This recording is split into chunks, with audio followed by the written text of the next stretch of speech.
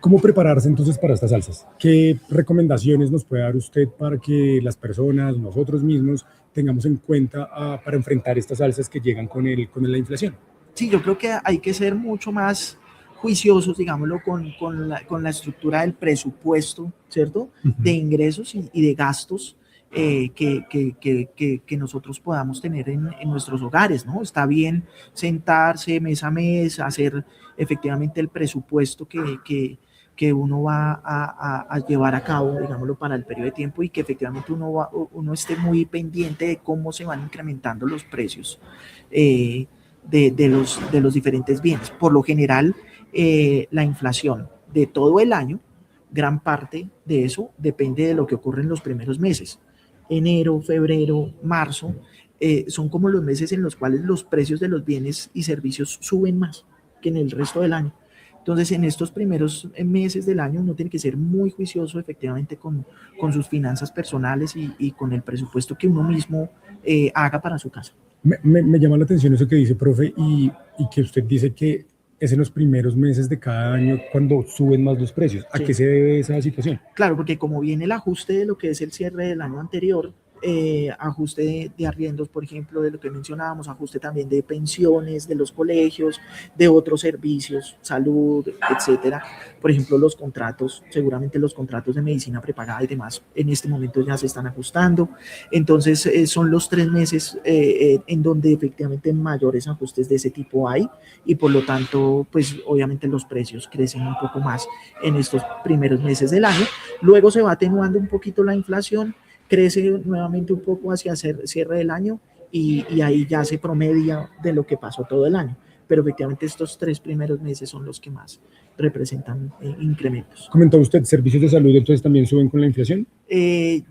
No está estipulado, digamos, lo que tenga que ser a ese mismo nivel, como en el caso, por ejemplo, de los arrendamientos, pero sí que efectivamente, por supuesto, muchos servicios ya ajustan sus tarifas al 2026. Recordemos, por ejemplo, que de los rubros que más subieron en la inflación del 2025, pues fue hotelería y turismo el primero, ¿cierto? Restaurantes, pero también estaba educación y salud.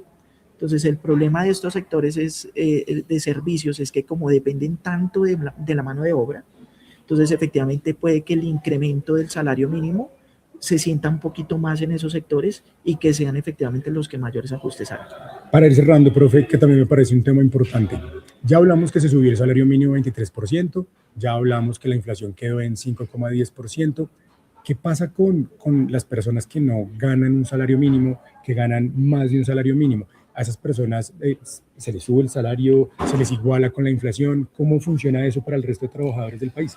Esa es una pregunta también bastante interesante porque está por verse, digamos, lo que va a pasar, si efectivamente puede haber una convergencia hacia el valor del salario mínimo. Es decir, por ejemplo, si un trabajador el año pasado ganaba 1.600.000, supongamos que era más del salario mínimo del 2025, entonces habrá que ver, por ejemplo, en este año el empleador le debería subir hasta 2 millones por lo menos y luego efectivamente si el empleador decide subir un poco más, pues estaría bien, pero debería por lo menos emparejarlo, ¿cierto? O sea, no podría quedar por debajo del valor del salario mínimo.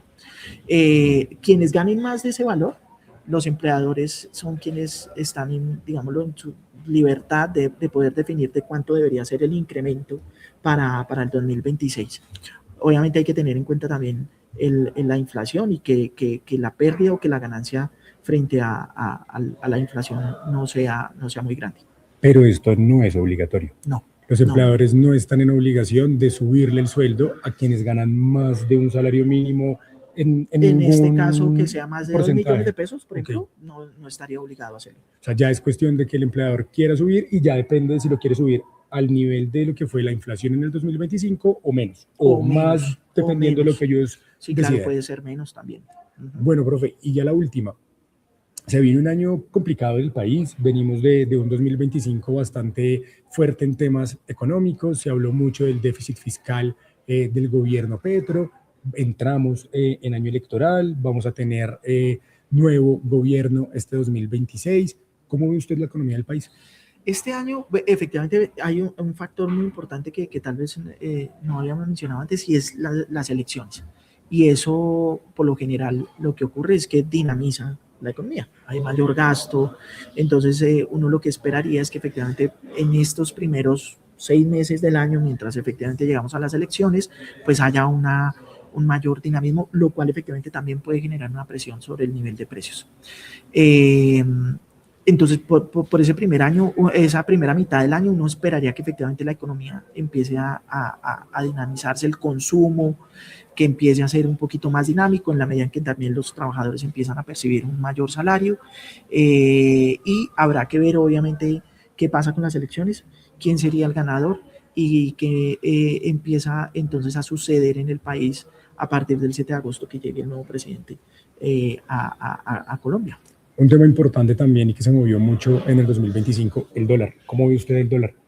Se habló mucho al cierre del año que íbamos a tener un dólar por encima de 4.000 pesos y lo que pasó fue que desde septiembre no tenemos un dólar, una TRM de más de 4.000 pesos. Ha estado bajando, hoy en día está comenzando el año está ante 3.700, 3.800. ¿Cómo ve usted el dólar para este año? Sí, yo creo que en la medida, obviamente, en la que la incertidumbre geopolítica también internacional vaya creciendo, pues obviamente eso podría hacer que el dólar se fortalezca y que veamos unos incrementos leves en la tasa de cambio. Pero en la medida en que efectivamente esas condiciones empiecen a normalizarse, si efectivamente, por ejemplo, lo que ocurre con el petróleo venezolano es que empieza a incrementarse su producción y por lo tanto a llegar mayores cantidades de petróleo al mercado internacional, entonces podríamos ver que efectivamente el dólar empiece a bajar un poquito en el caso colombiano y que empiece a normalizarse más o menos un poco en la tasa de cambio de lo que cerramos el año pasado. Entonces no espero, digámoslo, cambios muy bruscos en la tasa de cambio, salvo que efectivamente Estados Unidos continúe con otra de sus decisiones, digámoslo, a nivel internacional. Muy bien. Y la última, profe, que nos llega un comentario de una persona que nos está viendo en este momento, nos pregunta que la administración de su edificio, supongo, se la están cobrando con el alza del salario mínimo. ¿Eso se puede? Y de una vez le pido que aclaremos, hemos hablado de esto bastante en este inicio de año, pero ya que lo tengo acá, le pregunto, ¿qué sube con el salario mínimo?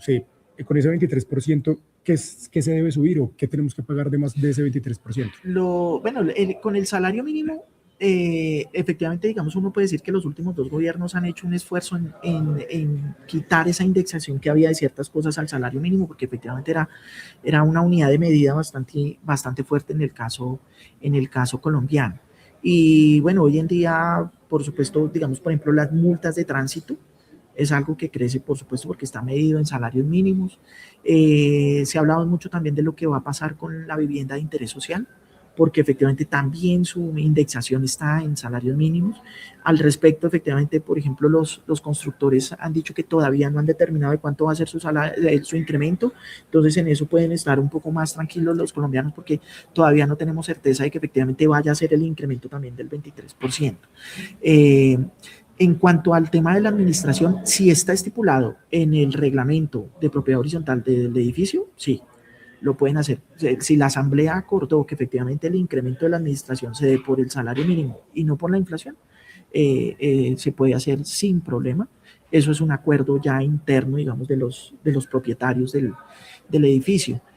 Claro, Ahí depende de cada caso, entonces, de cada edificio. Exacto, porque ¿cuál es el problema? Digamos, lo que se le viene un poco a los edificios es el tema principalmente, por ejemplo, de los servicios de seguridad. Okay. Entonces, porque el incremento del salario mínimo sí que puede representar efectivamente un golpe bastante fuerte en eso. Y eso también está relacionado con la reforma laboral y con la reducción de la jornada, que el 25 de diciembre se comenzó a cobrar recargo nocturno desde las 7 de la noche. Exactamente. Y, por supuesto, también con el incremento del salario mínimo.